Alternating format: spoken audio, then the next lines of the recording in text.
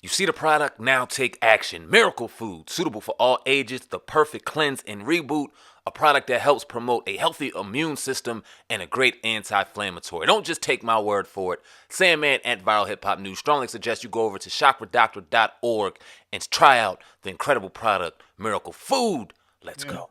All that at the time, I know we were kids, but Nick at Night was shit. We had Doug, you had Rugrats, all that. Are You Afraid of the Dark? It was dope. And all that in particular reminded me of In Living Color years before.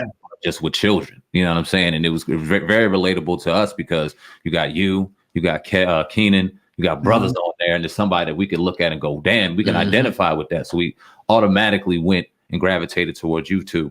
How was that? Did you understand at the time what kind of cultural impact you were making with that show? Because even from the music, it was really hip hop influenced, and you really inspired a lot of brothers and sisters out there growing up. Yeah, man. It was like when we were doing it, it was like we were just kids having fun, because at the beginning it was just supposed to be a special. It wasn't even supposed to be a series. So they were doing it as a special to see what happened, because at the time on Nickelodeon, they didn't even know that they wanted to go into this direction. And I'm happy you said In Living Color, because a lot of people, like compare it to SNL, which is true to format, but we really were very close to In Living Color. Word. You know what I mean? Because of especially the musical guests and stuff like that we had on.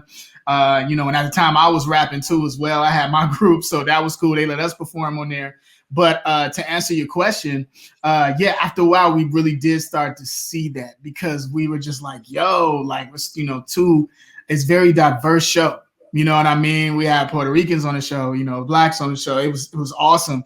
And then I grew up in a very pro-black family, so we knew immediately, like, okay, you're a role model. You know what I mean? Already. You know what I mean? So Kel, how you go into everything and how you answering these interviews, and just know the kids are looking at you.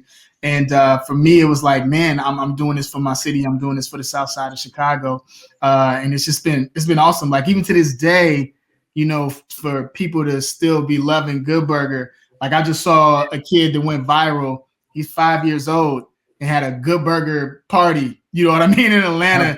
And I mean, he wasn't even born when that you know what I mean? But he's sitting there, welcome to Good Burger, the whole thing, and the whole family's there. So it's been a blessing and an amazing ride. You know what I mean? Yeah. Now that was so successful. All that Good Burger came out of that. Talk about that, them taking one segment and making a movie and having success with the movie, Good Burger. Yeah, man. So with that, like I said, I did the Ed voice in the audition in Chicago.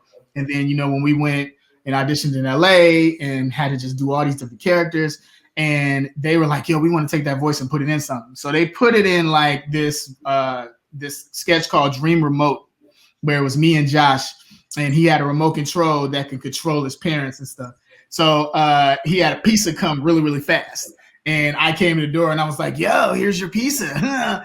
And so I used the voice finally, and they were like, yo, we need to do something with that. And then the writers, they sat down and changed it into Good Burger. So it wasn't a pizza place anymore. And they really gave Ed a whole entire world. And that was the sketch where every musical guest was there. It was a cool way to introduce the guest for that night. Everybody started being in those sketches. It kind of really took off. We did the All That and More soundtrack. Shout out to that, because I ended up being on the Billboard charts with that. I had a song with the children at the time. So that was bomb. And so that was cool. And it just took off. And then they were like, yo, let's do a movie for Good Burger. And Keenan had already done Mighty Ducks and stuff like that. So he already had movies even before all that started. Right. And so for me, this was my big film, you know what I mean? I had done some independent stuff, but this was really big. So I was super excited about it. It was dope, and to do the movie and have all those people in it, you know what I mean? It was Parliament and you know what I mean, Shaq, and just it was off the chain. Yeah. Now, all of the success was great, but did you ever have a point in time where it got frustrating, kind of almost being typecasted, or where you felt like you were typecasted as Ed as the years went on? Yeah, you know what? I don't know if it was more of typecasting or more of adulting, at that time. Because what happens is that they see you as a young actor, and then there's a time where they start looking and they're going, okay, well, because this role is so iconic and all this stuff is so iconic. It's like I can't see him like older, and I still look young. You know what I'm saying? So it was like I was trying to go out for the dramatic roles, or I was trying to go out for a different type of role, like, and they were just like, oh no, you're too young, or you still look like Nickelodeon. You know what I mean? So that did happen at times. But I feel like you always have to still stay creative.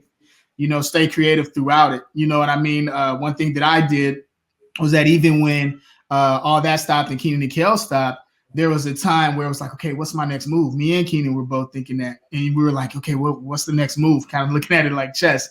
And the thing about it was, I remember Marlon Wayans had told me, he was like, yo, if they don't want to give you the roles, you do it yourself. You start writing your own stuff. I mean, I respected In Living Color, and all these just Robert Townsend and all these amazing people that I was like, yo, yeah, they wrote this stuff themselves. They put it out themselves. So I started putting out my own things. Back when DVDs were popping, I started writing my own films and putting out my own sketches and stuff like that, and putting out my own DVDs, and it was taking off. And so I thank God for those times, because it's like, you get the progress and the abundance through the struggle. You know what I mean? So as you're sitting there trying to figure out what the next move, these amazing things happened out of it. So that's piggyback to what I was talking about with those ups and downs. Right. You know what I mean? You learn from it. It's a lesson. So and that spawned me being a director, me directing music videos, me directing, doing plays, and all this stuff that I started to do, and becoming a writer. So yeah, man, you just kind of got to look at it like a lesson. This is a marathon as far as like this career, and life is that right. too as well. Absolutely. Yeah.